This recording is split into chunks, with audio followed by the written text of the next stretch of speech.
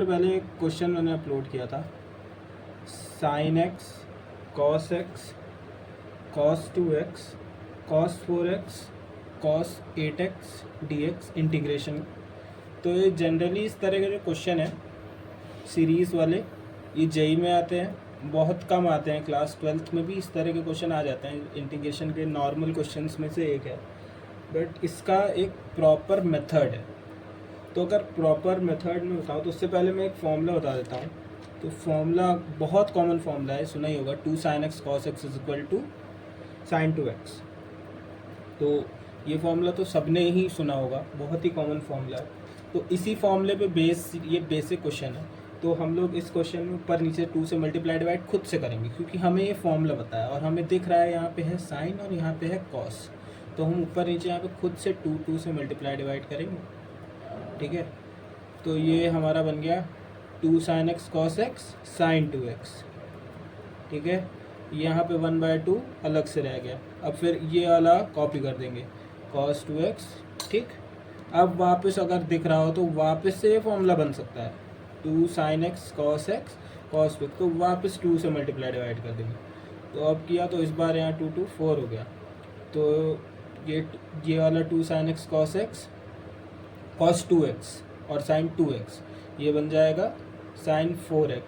अब अगर ये आपको पैटर्न दिख रहा हो तो sin 4x तो cos 4x वापस 2 से मल्टीप्लाई डिवाइड करके, तो इस तरह की सीरीज़ बन जाती है।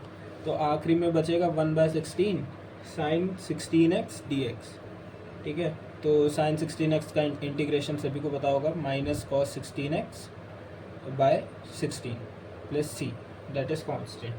So this is the proper method of doing this question, but I have uploaded the method 2 also. ये बहुत कम लोगों को पता होता है। ये जनरल एक फॉर्मूला है, फॉर्मूला अप्लाई कैसे होगा वो मैं बता देता हूँ।